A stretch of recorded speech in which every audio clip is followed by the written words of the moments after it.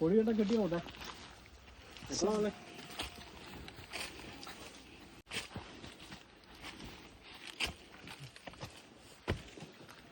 പട്ടിയൊന്നും ഇല്ലോ അല്ലേ?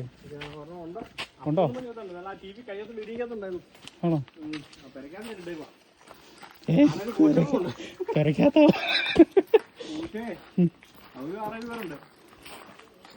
ചാടി കടിക്കൊന്നും ഇല്ലോ അല്ലേ? ഇന്ന് രാവിലെ ഞായറാഴ്ച പള്ളിയിൽ പോയി സന്ദർശനം ഉണ്ടായിരുന്നു. അതല്ലേ? ഏതോളം കഴിഞ്ഞ് 3 പേരും കൂടെ പോന്ന പ്രത്യേകിച്ചൊരു അങ്ങനൊരു പ്രത്യേകിച്ച് കാരണം തന്നെ ഇല്ല. അമ്മ ഇങ്ങനെ ഒരു കൂടുതലായി കിടന്ന അവസ്ഥയിൽ ചുമ്മാ തമാശക്കായിട്ട് ആശുപത്രിയുടെ തിന്നായിരുന്നോണ്ട് ചുമ്മാ ഒരു ഈ സംഭവം പറഞ്ഞു നോക്കിയതാ. അത് പറഞ്ഞിട്ട് ഞാൻ ഫേസ്ബുക്കിൽ സജീവമായിരുന്നെങ്കിൽ ഫേസ്ബുക്കിൽ ഇട്ടില്ല.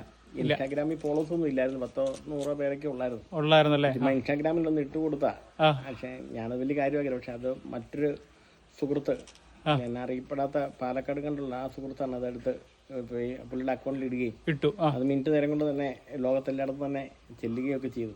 അതോട് കണ്ട് ഒരു തരംഗമായിട്ട് മാറി. പിന്നീട് ആ പല സ്ഥലത്തും ആൾക്കാരുടെ പ്രതികരണം ആയപ്പോഴാണ് ഞങ്ങളും ഇങ്ങനെ ശ്രദ്ധിക്കപ്പെട്ടോ, അതൊന്നും ഞങ്ങളൊന്നും ചെയ്തിട്ടില്ല. പിന്നീടാണ് മനസ്സിലായത് ഞങ്ങളുടെ ചെയ്ത് വേറൊരാളുടെ എടുത്ത് ഇട്ടതാണ്.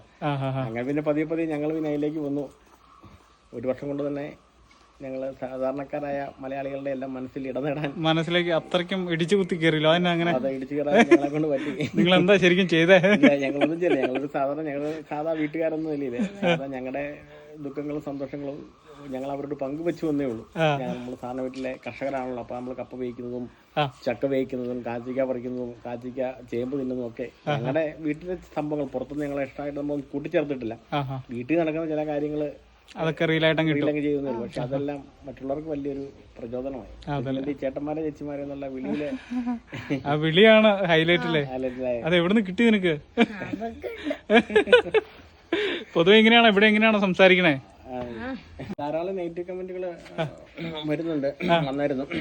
പിന്നീട് നമ്മള് അതെ, കാരണം വെച്ചാൽ നമുക്കത് വായിച്ചാൽ കമന്റുകൾ വായിച്ചു കഴിഞ്ഞാൽ പിന്നെ ഒരുപക്ഷെ അത് നമ്മളെ തളർത്തുന്ന ചില കമന്റുകൾ ആവാം. പക്ഷെ ഇതിപ്പം നമ്മൾ പറഞ്ഞാൽ ഒരു കുളം എന്ന് പറഞ്ഞാൽ ആ കുളത്തിൽ ഇപ്പം ഈ തെളിഞ്ഞ വെള്ളം തന്നെ ആയിരിക്കില്ല. കാരണം എല്ലാത്തരം സസ്യങ്ങളും അതിനകത്തുണ്ട്. പക്ഷെ അതിന്റെ അടിയിൽ ഒരു നടുക്കൊരു താമരപ്പൂ വിരിഞ്ഞു തന്നെ താമരയുടെ വേര് നിൽക്കുന്നത് ചേർന്നാത്ത. അപ്പം ഇങ്ങനെയുള്ള എല്ലാ സമൂഹമാണ്. ഈ സമൂഹം എന്ന് പറയുമ്പോൾ നല്ലവർ മാത്രമല്ല, ചീത്തകളായതുകൊണ്ട് എല്ലാവിധ ആൾക്കാരും ഉണ്ടാവില്ല. അപ്പൊ അതിനിടയിലാണ് ഞങ്ങളൊരു താമര പോലെ വന്നത്. അപ്പൊ ഞങ്ങള് ഇതിനിടയ്ക്കിലാണെങ്കിലും ഞങ്ങളുടെ സൗകര്യം പറഞ്ഞപ്പോൾ മറ്റുള്ളവർക്ക് അത് ആകർഷകമായി തോന്നി. അതുകൊണ്ട് ഞങ്ങൾ സാറിന് കമന്റുകൾ വായിക്കാറില്ല എന്നുള്ളതാണ് ഒന്നാമത്തെ. അതുകൊണ്ട് തന്നെ നമുക്ക് അത്ര ടെൻഷൻ അതിനെ കുറിച്ച് ഇല്ല. പലരും ഇങ്ങനെ പറയും കമന്റ് വായിക്കാറില്ല. കമന്റുകൾ നോക്കുന്നേ ഇല്ല. അതൊരു വലിയ അങ്ങനെ തന്നെ ഞങ്ങൾ മുന്നോട്ട് പോവാ. അതല്ലേ, നമ്മുടെ നാട്ടിലൊക്കെ റെസ്പോൺസ് എങ്ങനെയുണ്ട്? പൊതുവെ നല്ല അഭിപ്രായങ്ങൾ എല്ലാരും പറയുന്നുണ്ട്. പൊതുവെ ബൈബിളിൽ പറഞ്ഞ പ്രവാചകൻ സ്വന്തം നാട്ടിൽ സ്വീകരിക്കപ്പെടുകയല്ല എന്ന് പറഞ്ഞാൽ സ്വന്തം നാട്ടിൽ അങ്ങനെ ഒരു പ്രശ്നം എല്ലായിടത്തും ഉണ്ടാവുമല്ലോ. പക്ഷെ അതിനേക്കാൾ ഉപരി പുറത്തുനിന്നുള്ള ഒരു വലിയ സ്വാധീനം ഉണ്ടാവും. കാരണം ഇവിടുത്തെ ഉള്ളവർക്ക് ഞങ്ങളൊരു പുതുമയാണ്. കാരണം ഞങ്ങൾ എപ്പോഴും ഇവിടെ ഒരു നിറസാന്നിധ്യം ആയതുകൊണ്ട് ഞങ്ങളെ അങ്ങനെ ഒരു വലിയൊരു ആരാധന മനോഭാവം ഒന്നും നാട്ടുകാരുടെ ഇടയിലൊന്നും അങ്ങനെയൊന്നുമില്ല. എന്നും കാണുന്ന വർത്താനം പറയും. പക്ഷെ ഇതിനപ്പുറത്തേക്കുള്ള ആൾക്കാർക്കൊക്കെ ഒരു വികാരപരമായ രീതി ഞങ്ങളോട് പെരുമാറുന്നുണ്ട്. എന്താ വെച്ചാൽ ഞങ്ങളുടെ ഒരു താല്പര്യം ആളുകൾക്ക് ഭയങ്കര സ്നേഹമായിട്ടാണല്ലോ ഞങ്ങളുടെ അതാ ഞങ്ങൾ ആദ്യം പറഞ്ഞു. ഞങ്ങൾ സാധാരണ ഒരു കൊച്ചു കുടുംബം. ആ കുടുംബത്തിലെ സന്തോഷങ്ങളും ഒക്കെ ഇങ്ങനെ പറഞ്ഞപ്പം മറ്റുള്ളവരിലേക്ക് ജാടകളില്ലാതെ സംസാരിച്ചു എന്നുള്ളതാണ്. നമുക്ക് ജാട കാണിക്കേണ്ട കാര്യമില്ല. ഞങ്ങൾ സാധാരണ ആൾക്കാരായതുകൊണ്ട് ഞങ്ങളിപ്പോ കുത്തിയിരുന്ന് ചോറുണ്ണതും അല്ലെങ്കിൽ ചട്ടിക്കകത്ത് ചോറുണ്ണതും ഒക്കെ അതൊക്കെ ഒരു രസകരമായ അനുഭവങ്ങളാണ്. ഞാൻ വർഷങ്ങളായിട്ട് സ്കൂൾ പഠനകാലം മുതൽ നാടകങ്ങൾ അഭിനയിക്കുമായിരുന്നു.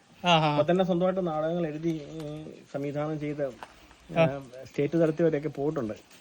ഉണ്ട്.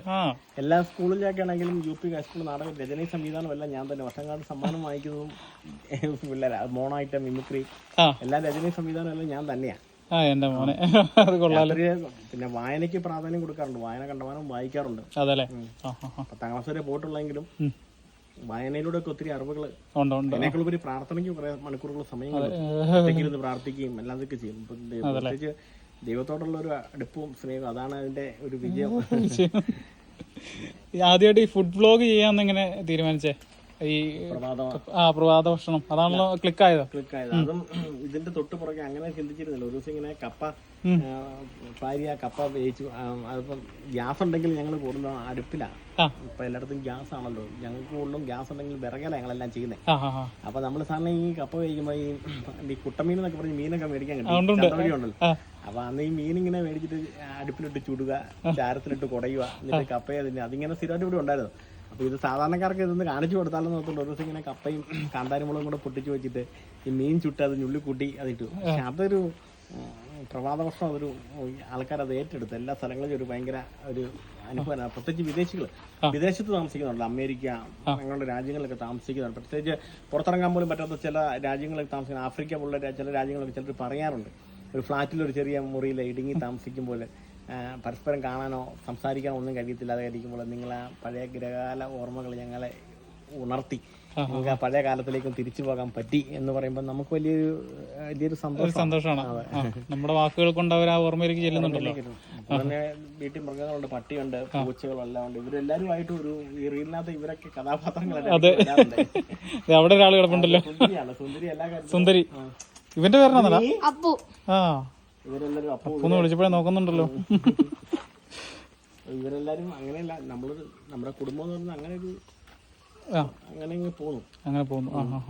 എപ്പോഴും ഞാൻ എൻ്റെ വീട്ടിലുള്ളവരോടും എൻ്റെ കൂടെയുള്ളവരോടും ജോലി ചെയ്യുന്നവരോടൊക്കെ പറയുന്നത് ചെറിയൊരു ജീവിതമാണ്. അത് വല്ല ആൾക്കാരെ വല്ലാതെ സ്പർശിച്ചെന്ന് തോന്നുന്നു. ജീവിതം സുന്ദരമാണ്, അതൊരു ചെറിയ ജീവിതമാണ്. ഉള്ള സമയം കുറച്ച് സമയമുള്ള അത് നമുക്ക് ആസ്വദിക്കണം. കിട്ടുന്ന സമയം പാഴാക്കരുത്. ഇത് പലർക്കും അതൊരു പ്രചോദനമായിട്ടുണ്ട്. ടെൻഷൻ അടിക്കുന്നതിനും പകരം കിട്ടുന്ന സമയം ആസ്വദിക്കുക, മാക്സിമം ആസ്വദിക്കുക. കാരണം ഞങ്ങൾ കഴിഞ്ഞ വർഷം ഞങ്ങൾ റീല് ഒരു ചെയ്തുകൊണ്ടിരുന്ന സമയത്ത് തന്നെ ബാങ്കിന്റെ കാര്യം വീട്ടിൽ വന്നായിരുന്നു, ഒരു നോട്ടീസ് വന്നായിരുന്നു. സാധാരണക്കാരെ സംബന്ധിച്ച് അതൊരു ഭയങ്കര ഫീലിംഗ് അത് വീട്ടിലേക്ക് ഒരാൾ കയറി വരിക, 2 ഉദ്യോഗസ്ഥന്മാർ വരുന്ന നോട്ടീസ് തരിക, താക്കീത് തരിക എന്നൊക്കെ. പക്ഷെ അവിടെയും നമ്മളെ ചിരിച്ചുകൊണ്ട് തന്നെ മേടിച്ചു, ചിരിച്ചുകൊണ്ട് തന്നെ അവരെ യാത്രയാക്കി, എങ്ങനെ അടയ്ക്കും അതൊക്കെ ദൈവം. പക്ഷെ അവിടെയെല്ലാം നമ്മൾ ഒരു പോസിറ്റീവ് എനർജി നിറച്ചതുകൊണ്ടാണ്. പക്ഷെ അവിടെ നമ്മൾ തളർന്നു പോകണമെങ്കിൽ കുടുംബം തളർന്നു പോകുമായിരുന്നു, വീട്ടുകാർക്ക് ഒരു ബുദ്ധിമുട്ടുണ്ടാവുമായിരുന്നു. പക്ഷെ ഉള്ളിന്റെ ഉള്ളിൽ നമുക്ക് അറിയാം തീ ശരിക്കും കത്തുന്നുണ്ട്. പക്ഷെ അത് നമ്മൾ അങ്ങോട്ട് ആളിക്കത്തിക്കാതിരിക്കാൻ ഒരു ലിമിറ്റ് വെച്ചിട്ടുണ്ട്. ഇതൊരു വലിയ അനുഗ്രഹമായിട്ട്. വീടിന്റെ കേസ് എന്തായി? വീടിന്റെ കേസ് ഒന്നും ആയിട്ടില്ല. കാരണം 9 ലക്ഷം രൂപയ്ക്ക് അടുത്ത് ബാധ്യത വന്നതായിരുന്നു. വർഷങ്ങൾക്ക് മുമ്പ് ജോലിയൊക്കെ കിട്ടുന്നതിന് മുമ്പുള്ള ഒരു കേസായിരുന്നു അത്.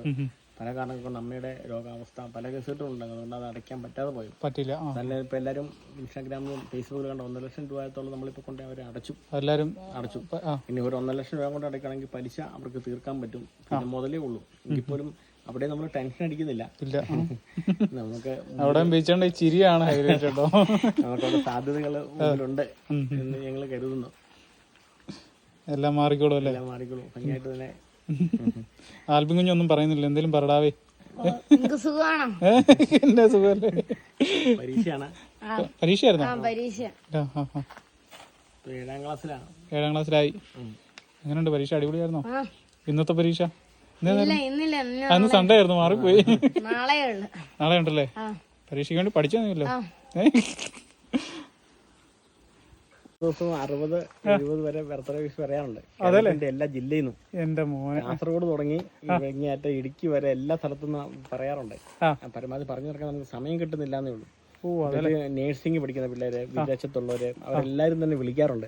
പരമാവധി നമ്മളൊരു 60 തന്നെ. കൂടുതൽ ആൾക്കാരും ഇവൻ പറയണമെന്നുള്ള കാര്യത്തില.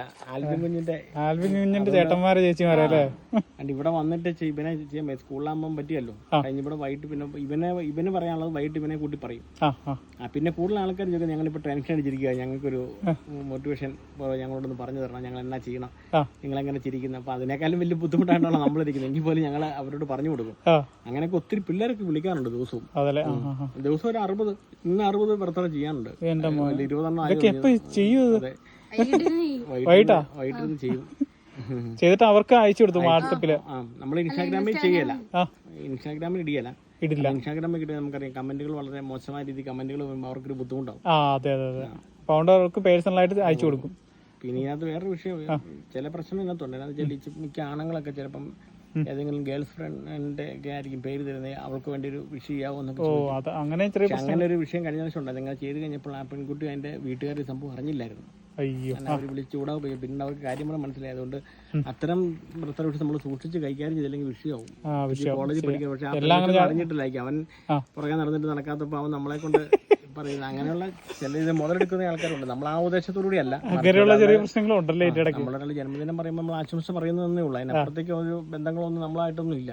ചിലർ ഇങ്ങനെ ചില ദുർവിനിയോഗം ചെയ്യുന്നത് നമ്മളെ സംബന്ധിച്ചൊരു മൂന്ന്. കാരണം നമുക്ക് എല്ലാവരെയും ഒന്നും തിരിച്ചറിയാൻ പറ്റില്ല. കാരണം ഇവിടെ ഞാൻ ചെമ്മണത്തുള്ള ഞാൻ കാസർഗോഡുള്ള ഒരു മനസ്സെങ്ങനെയാണെന്ന് നമുക്കറിയത്തില്ല. ഞാൻ കരഞ്ഞോട് ചേട്ടാ എന്റെ എന്റെ അനുജത്തിയാവും ചെയ്യാൻ നമ്മൾ അനുജത്തിയാന്ന് തന്നെ വിശ്വസിച്ച് നമ്മൾ പറയും. അത് പണി കിട്ടുമല്ലേ ചിലത്. അങ്ങനത്തെ സംഭവങ്ങൾ നടക്കുന്നുണ്ട്. പരമാവധി ഞാൻ അത്തരം സംഭവങ്ങൾ ഒഴിവാക്കിക്കൊണ്ട് തന്നെയാണ് പറയാം. അവരുടെ സ്നേഹപൂർവ്വം പറയാൻ പറ്റിയല്ല, ചെയ്യാൻ പറ്റിയല്ല എന്ന് പറയുമല്ലേ. അതേസമയം പെൺകുട്ടികൾ നേരിട്ട് നമ്മളോട് ആവശ്യപ്പെടുന്ന ഒത്തിരി കേസുണ്ട്. അതായത് നമ്മൾ അവർക്ക് ചെയ്ത് കൊടുക്കുന്നുണ്ട്. വീട്ടിലെ എന്റെ ഇച്ഛാനുണ്ട്. അമ്മ കഴിഞ്ഞ മാസം മരിച്ചു പോയായിരുന്നു. അപ്പം 40 ദിവസം കഴിഞ്ഞതേ ഉള്ളൂ. അമ്മ കുറെ വർഷങ്ങളുടെ അബോധാവസ്ഥയിലായിരുന്നു. ഭാര്യ നൈസി ഉണ്ട്. അയൽക്കൂട്ടം മീറ്റിങ്ങിന് പോയേക്കും. പിന്നെ 2 പിള്ളേരാ. ആൻമരിയ പറഞ്ഞാനും സെന്റ് മേരീസ് ഹയർ സെക്കൻഡറി സ്കൂളിൽ ഹ്യൂമാനിറ്റീസ് പഠിക്കും 1ാം വർഷം. രണ്ടാമത്താണ് ആൽബിൻ കൂട്ടർ. പിന്നെ ഞാൻ ജോലി ചെയ്യുന്ന സ്കൂളിൽ തന്നെ 7ാം ക്ലാസ്സിൽ പഠിക്കുന്നു. അങ്ങനെ ഞങ്ങൾ പൊതുവെ സന്തോഷകരമായിട്ട് തന്നെ പോകുന്നു. വിജയൻ എന്നാലൊരു റീലിന്റെ അകത്ത് നല്ല ലെങ്തി ആയിട്ടുള്ള ഡയലോഗ് പറഞ്ഞുണ്ടല്ലോ, അതൊന്ന് പറയാമോ? നമ്മളങ്ങനെ സാധാരണ ഞാൻ ഒരു വർഷം ഒരു 10-30 സ്റ്റേജുകളിൽ ഒരു കാസ്യവേദി എന്ന് പറഞ്ഞൊരു പ്രോഗ്രാം ചെയ്യാറുണ്ട്. അത് കേരളത്തിലെ ഒട്ടുമിക്ക സ്ഥലങ്ങളും ചെയ്യാറുമുണ്ട്. ഈ ക്യാൻസർ രോഗികള്, ജയിലിൽ കിടക്കുന്നത്, മാനസിക രോഗികള്, അവരുടെയൊക്കെ അടുത്ത് പോയി അവരെ ചിരിപ്പിക്കുക എന്നുള്ളൊരു ഉദ്ദേശത്തോടുകൂടി നമ്മൾ ആരംഭിച്ച ഒരു പരിപാടിയാണ്. ഈ തിരക്കിനിടയ്ക്കും ഞാൻ സമയം കണ്ടെത്തി ഇങ്ങനെ രോഗികളെ സന്ദർശിക്കാറുണ്ട്. ഗവൺമെന്റ് ആശുപത്രി അവിടെയൊക്കെ പോയി ഇങ്ങനെ രോഗികൾക്കിടയിൽ തമാശ പറയാറുണ്ട്. അപ്പൊ അങ്ങനെ ചെയ്തു. ഭയങ്കര വിജയമായിരുന്നു ആ പ്രോഗ്രാം. ഇൻസ്റ്റാഗ്രാമിൽ പറഞ്ഞപ്പോഴും ഭയങ്കര വിജയമായിരുന്നു. അതായത് സ്ഥലപ്പേര് കുട്ടി പറയുന്ന ഒരു സംഭവം ഉണ്ടായിരുന്നു. ചടയുന്ന ഒറ്റ ശ്വാസത്തിൽ സ്ഥലപ്പേര് പറയാന്നുള്ളത് അതൊരു ഭയങ്കര വിജയമായിരുന്നു. അങ്ങനെ എല്ലാ സംഭവങ്ങളും അതെല്ലാം കൂടെ കൂട്ടിയിണക്കി ചെയ്തതാ. ഓർക്കുന്നുണ്ടോ? ജസ്റ്റ് ഒന്ന് പറയാം നമുക്ക് വേണ്ടി. അതിങ്ങനെ കട്ടപ്പനയിൽ കട്ടയും വാങ്ങി, തൊപ്പിപ്പാളയും തൊപ്പിയും വാങ്ങി, കൊച്ചുതോവാള കയറി, ഇരട്ടയാറ് നീണ്ടി കയറി, തങ്കമണി കയറി, മണിയടിച്ച്, വാഴവര കയറി, രാമക്കരം കൂടി വിസർജിച്ച്, കാഞ്ചേരി കഞ്ചൂർ സാരി ലെപ്പക്കലം വീട് വെച്ച്, മാട്ടുകട മണി മടിച്ച്, ഏലപ്പാറ നേരം പഠിച്ച്, കുട്ടിക്കാതെ കുട്ടി മടിച്ച്, പെരുവന്താനം കറങ്ങി, മുണ്ടക്കയത്ത് മുണ്ട് വാങ്ങി, കോരത്തൂർ ഇഞ്ചി വാങ്ങി, പൊന്നുന്നും കയറ്റി, വാഴയിൽ വാഴക്കപ്പം അടിച്ച്, പാമ്പാടി ചെന്ന് പാമ്പിന്റെ കളിക്കണ്ട്, നെടുങ്ങുന്ന കയറി, കങ്ങതി എടുത്തി, കോട്ടയത്ത് കൊട്ടം മേടിച്ച്, ഏറ്റുമണി മാൻ്റെ കളിക്കണ്ട, അയർക്കം കിടക്കൊണ്ട് ചെറുപ്പം പാല കിടന്ന് എടപ്പാടി വന്ന് പാട്ട് പാടി, പറഞ്ഞാൽ പറഞ്ഞ് മണിക്കപ്പുറത്തേക്ക് ഞണ്ടുകൾ പൊളിക്കാനും, വാഗമണ്ണ് നടന്നു, അയ്യപ്പാട് ഉള്ളിലും കുന്നുകരി, പൂഞ്ഞാറം നിൽക്കുന്നത്, പാതാമണ നിൽക്കുന്നത്, മണിങ്ങളും പറഞ്ഞ് മലിഞ്ചിപ്പുറം അള്ളിപ്പിടിച്ചേരി, ചോളത്തരം കയറി, പറത്താനം പ്രദർശനം വെച്ച്, ഈരാറ്റോട്ട നേട്ടമീൻ പിടിച്ച്, വെയിലാണ് പറയുക, തെറാണ്ട ജമത്തിൽ വാങ്ങി, തന്നിതാമ കരിമ പൊരുന്ന് വരേന് ജമ പിന്നാക്കം വാങ്ങി ചെയ്ത് ആളുടെ കളവാങ്ങി, കപ്പാട്ടിന് കപ്പാങ്ങി, അടിവാരത്തിൽ മഞ്ഞപ്പള്ളി മഞ്ഞൾ വില്ലണിപ്പ് വില്ലൊരു ജാനക്കലിപ്പ് ആണ്, കാഞ്ഞിരപ്പള്ളി ചെറുക്കട ചാന്തരി, മണിമ്പലം കൂട്ടികൾ, എരിമേൽ കോപ്പിൽ വെച്ചിട്ട് കൊല്ലമുള്ള മുക്കൂട്ടത്തറ, ചാത്തത്തറ, പമ്പാവലി, ഉമ്മിക്കോ, പ്രവർത്തനം പറഞ്ഞ് നദിക്കാൻ വേണമെങ്കിൽ അന്തിനായ കളന ഉള്ളതിനെ മറ്റക്കര കൊള്ളുകയും മുത്തലും എവിടെ പുറവെൻ്റാമ്പുരം കൂത്താടുള്ള മൂന്നിപ്പള്ളി മരങ്ങാണ്ടുള്ള ഒഴുകൂര് തേക്കടി കൂടി പണ്ടമ്പണ്ട് പമ്പറും ചെമ്പപ്പാറ പൂപ്പറ ആനപ്പറ ചാന്തമ്പാറ രാജാക്കടി രാജകുമാരി വെള്ളയാമറ്റ് വെള്ളം കൂടി അറക്കളം പോരുമ്പോണ്ട് ചെറുതോനും മുറിക്കാശ് ഉടുമിഞ്ചോല മാവടി ചെമ്മനാർ പാമ്പ രാമേർ വണ്ടിപ്പിരിയ പെരിങ്ങോടി വരെ 3 മങ്കമ്പ് കളത്തുക്കടവ് മുത്തോലോരം 3 നേരുമകൾ വണ്ണപ്പുറം കോതമംഗലം മുട്ടമ്പേരികൾ ഒരു മൂവാറ്റുപുഴ ചേന്നാണ്ട് മലയെ പൂർണ്ണ വിക ഇളങ്കളം ഞങ്ങൾ എരിക്കലും കൂടാലി പള്ളിക്കത്തോട് ചേർത്ത് കരകജില്ല തിരുവാചക്കനാശിക്ക് ആലുവ അങ്കമാലി മലയാറ്റത്തിൽ വൈക്കുള്ള കടത്തിൽ കുഴപ്പത്തിൽ റാന്നിയുടെ ഒരു മന്ത്രം പാമ്പരിക്കര കൊട്ടര കരുന്ന സുഹൃത്തായിട്ട് മാനന്തവാട് കൽപ്പറ്റ കാഞ്ഞൽ സറി ചിലപ്പോൾ അങ്ങനെ നീണ്ടു പോവുകയാണ്. എന്റെ പൊന്നു വിജയുടെ കേട്ടാ എനിക്ക് ശ്വാസം മുട്ടിയില്ല വിജയടാ. അപ്പൊ ഒരുപാട് ഫുഡ് വ്ളോഗ് ചെയ്താണ് നമ്മൾ കേരളത്തിലുള്ള എല്ലാവരും വിജയനെ കണ്ടേക്കണേ. അത് കണ്ടാണ് എല്ലാവരും ഇഷ്ടപ്പെട്ടതും. അപ്പോ ഫുഡ് ഇല്ലാതെ ഒരു ഫുഡ് വ്ളോഗ് ചെയ്ത് കാണിക്കാമോ നമുക്ക് വേണ്ടി, നമ്മുടെ ഫ്ലാഷ് ലൈറ്റ് മീഡിയക്ക് വേണ്ടി? കൂട്ടുകാരെ, സായാഹ്ന ഭക്ഷണത്തിലേക്ക് കൃത്യമായിട്ടുള്ള സ്വാഗതം. നമ്മുടെ സായാഹ്ന ഭക്ഷണം എന്നാണെന്നറിയോ, നമ്മൾ 1ാം ദിനം വരിക്കച്ചക്ക വേവിച്ചതാണ്. ഇപ്പൊ ചക്കയുടെ സീസൺ അല്ല, എന്നാലും ചക്ക ആയി വരുന്നുണ്ട്. ഞങ്ങൾക്ക് ഇപ്പൊ കിട്ടിയതാണ്. ഞങ്ങളിത് വെട്ടി വേവിച്ചു, മുളകൊക്കെ ചേർത്ത് അതിന്റെ ആ കളറൊക്കെ ഉണ്ട്. നല്ല എരിവുണ്ട്. നല്ല കറി എന്ന് പറയുന്നതും നമ്മുടെ സാധാ കാന്താരി മുളക് പൊട്ടിച്ച് വെച്ചിട്ടുണ്ട്. അപ്പം നല്ല ആവി പറക്കുന്നു. ആ ചക്കയുടെ നിങ്ങൾ ചക്ക അങ്ങ് വെന്ത് നല്ല ഇതാണ്, നല്ല ആവി പറക്കുന്നു. അവനെ പതുക്കെ അങ്ങനെ എടുക്കുന്നു, സ്വല്പം ഒന്ന് ഉരുട്ടുന്നു. എൻ്റെ പൊന്ന് കൂട്ടുകാരെ, എന്നിട്ട് ആ മുളകയിലോട്ടൊന്ന് മുക്കിയിട്ടുണ്ട്. അടിപൊളി സൂപ്പറാ. എൻ്റെ പോലെ ഇച്ചിരി കോഴിക്കറിയും കൂടി ഉണ്ടല്ലോ, ചക്ക സൂപ്പറാ, അടിപൊളിയാണ് കേട്ടോ. പക്ഷെ ഞങ്ങൾ ഇന്നിവിടെ മുളകാണ് ഉപയോഗിക്കുന്നത്. ഇന്ന് ചിക്കനൊന്നും ഇല്ല, എങ്കിൽ പോലും മുളക് ചക്കയ്ക്ക് ചേരുന്ന സംഗതി തന്നെയാണ്. അപ്പോൾ അവനെ അങ്ങ് മുക്കുക, കഴിക്കുക. പൊന്നെ, എന്നിട്ട് കൈ അവസാനം ഒരു വടിച്ചത് നക്കിച്ചും കൂടെ ജീവിതകാലം മുഴുവൻ അതിൻ്റെ സ്വാദ് നമ്മുടെ കയ്യിൽ നിൽക്കും. ചേട്ടന്മാരെ ചേച്ചിമാരെ, നമ്മുടെ സാനായ ഭക്ഷണം എന്ന് വെച്ചാൽ നമ്മളെ ചക്കയാണ്. ചേട്ടന്മാരെ ചേച്ചിമാരെ, നല്ല കാന്താരിമുളയിൽ അതിന് മുക്കിയിട്ടൊന്ന് വായിലോട്ട് വെച്ച് നോക്കിയാൽ എൻ്റെ പൊന്ന് ചേട്ടന്മാരെ ചേച്ചിമാരെ, ഇപ്പം അവിടെ ഇരിക്കുന്ന നിങ്ങൾ തന്നെ ഇങ്ങോട്ട് ഓടി വരുമെന്ന് എനിക്ക് പറയാനുള്ള. ചേട്ടന്മാരെ ചേച്ചിമാരെ, ഇത് നമ്മുടെ ജീവിതം സുന്ദരമാണ്, നമ്മൾ അടിച്ചു പൊളിക്കുക. എന്തായാലും നിങ്ങൾ ഞങ്ങളെ സപ്പോർട്ട് ചെയ്യുന്നുണ്ട്. അപ്പം ഞങ്ങളുടെ ഈ ഭക്ഷണത്തിൻ്റെ ഒപ്പം നിങ്ങൾ കൂടുക. നിങ്ങളുടെ ഭക്ഷണം എന്തുമാകട്ടെ, ഈ ജീവിതം സുന്ദരമാകട്ടെ, അടിച്ചു പൊളിക്കാൻ ഒരു കുഞ്ഞു ജീവിതം. അപ്പം ഞങ്ങൾ ചക്കയുടെയും കൂടെ മുളകിൻ്റെയും കൂടെ മുക്കി അങ്ങോട്ട് കഴിക്കുകയാണ് ചേട്ടന്മാരെ ചേച്ചിമാരെ.